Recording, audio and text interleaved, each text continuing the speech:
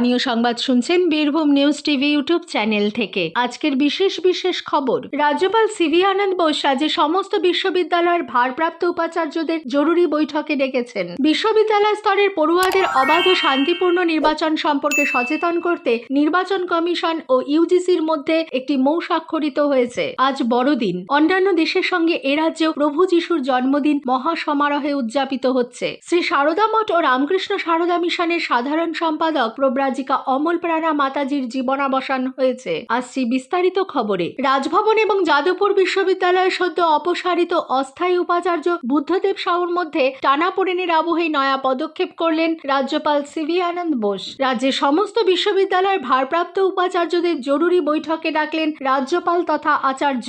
শনিবার রাতে যাদবপুর বিশ্ববিদ্যালয়ের অন্তর্বর্তী উপাচার্যের পদ থেকে বুদ্ধবাবুকে সরিয়ে দেন রাজ্যপাল। তার কিছুক্ষণ পরে তাকে পুনর্বহাল করে রাজ্যের উচ্চশিক্ষা দফতর। রাজ্যপালকে আক্রমণ করে শিক্ষামন্ত্রী ব্রাত্য বসু বলেছেন, দেখে শুনে মনে হচ্ছে রাজ্যের উচ্চশিক্ষা ব্যবস্থাকে ধ্বংস করতে নেমেছেন রাজ্যপাল। যে কারণে তিনি শুধু নির্বাচিত রাজ্য সরকারের পরামর্শ মানছেন না তাই নয়, সর্বোচ্চ আদালতের অন্তর্বর্তী রায়কেও অশ্রদ্ধা করছেন। অন্যদিকে রবিবার রাজভবনের তরফে এক বিবৃতিতে বলা হয়েছে, রাজ্যপাল কোনোভাবেই চান না রাজনীতি দিয়ে বাংলার বিশ্ববিদ্যালয়ের শিক্ষা ব্যবস্থাকে কলুষিত করা হোক, কিন্তু সুপ্রিম কোর্টের রায় অমান্য করে বিশ্ববিদ্যালয়গুলির স্বাধিকার ভঙ্গ করতে চাইছে শিক্ষা দফতর। বিবৃতিতে উল্লেখ করা হয়েছে বুদ্ধদেব সাউয়ের প্রসঙ্গ। প্রাথমিক শিক্ষক নিয়োগের যোগ্যতা নির্ণায়ক টেট পরীক্ষা গতকাল নেওয়া হয় রাজ্যের 773টি কেন্দ্রে। প্রায় 3,09,000 চাকরি প্রার্থী পরীক্ষায় বসেন। উত্তর 24 পরগনার হাবড়ায় 1 নম্বর রেলগেট ভেঙে পড়ায় বিপাকে পড়েন টেট পরীক্ষার্থীরা। পূর্ব বর্ধমান জেলায় নির্বিঘ্নে টেট পরীক্ষা হলেও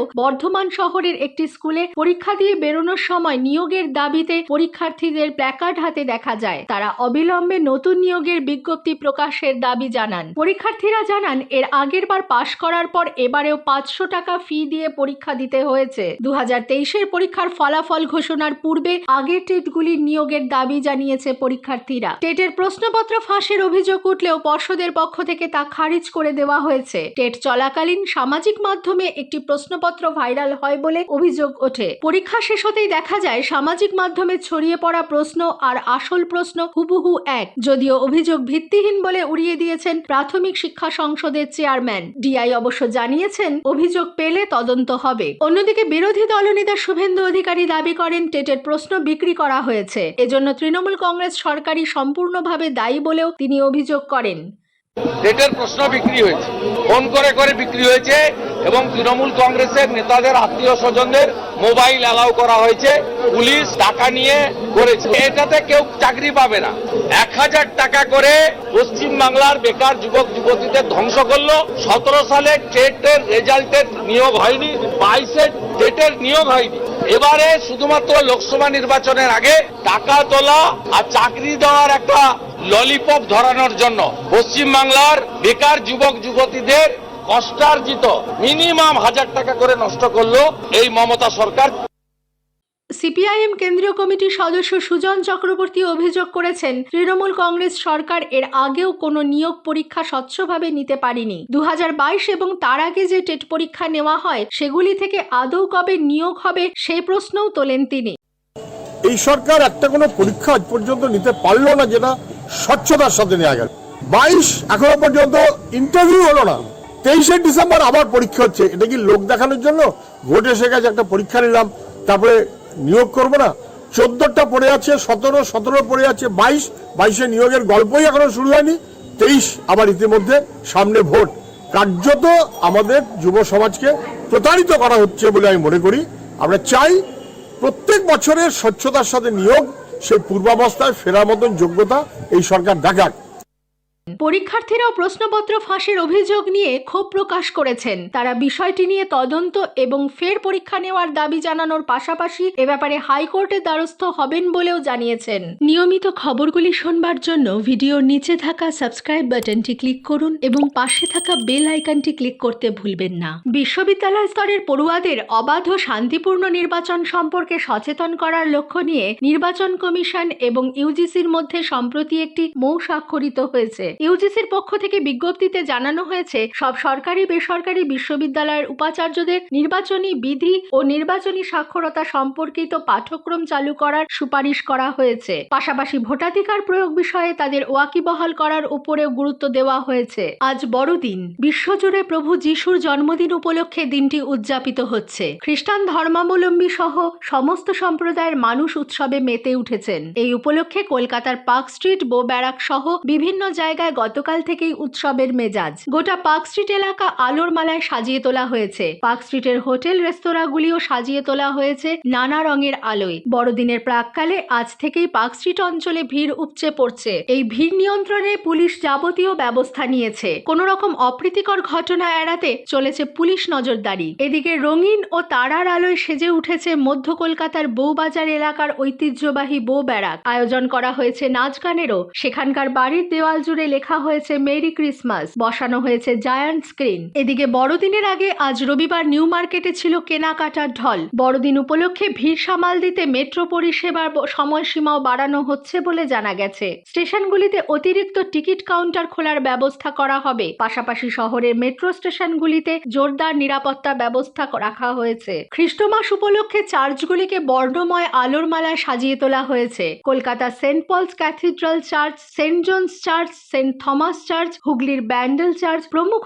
চার্চগুলি বড়দিন উদযাপনে রঙিন আলোয় সাজিয়ে তোলা হয়েছে। প্রতি বছরের মতো এবারেও বেলুড় মঠের মূল মন্দিরে গতকাল যিশু পুজোর আয়োজন করা হয়। সন্ধ্যারতির পর প্রভু যিশুর ছবির সামনে মঠের সাধুরা গান ও ক্যারলের মাধ্যমে আরাধনা করেন। এরপর যিশু খ্রিস্টের বাণী পাঠ করা হয়। প্রতিবারের মতো ফুল, মালা, মোমবাতি দিয়ে প্রভু যিশুর ছবি সাজানো হয়। বহু ভক্তরা পুজোয় অংশগ্রহণ করে। নদিয়ার কৃষ্ণনগর, রানাঘাটের বেগোপাড়া সহ জেলার বিভিন্ন স্থানের চার্চগুলি গত সন্ধ্যা থেকে আলোকমালায় সেজে উঠেছে। জেলা সদর কৃষ্ণনগরে বিভিন্ন চার্চে রাতে ভিড় উপচে পড়ে। এদিকে কৃষ্ণনগরে বড়দিন উপলক্ষে বসেছে মেলা। শ্রী সারদা মঠ ও রামকৃষ্ণ সারদা মিশনের সাধারণ সম্পাদক প্রব্রাজিকা অমল প্রাণা মাতাজির জীবনাবসান হয়েছে। বেশ কিছুদিন ধরে নবতিপর মাতাজি বার্ধক্যজনিত অসুখে ভুগছিলেন। দীর্ঘদিন ধরে তিনি রামকৃষ্ণ মিশন সেবা প্রতিষ্ঠানে চিকিৎসাধীন ছিলেন।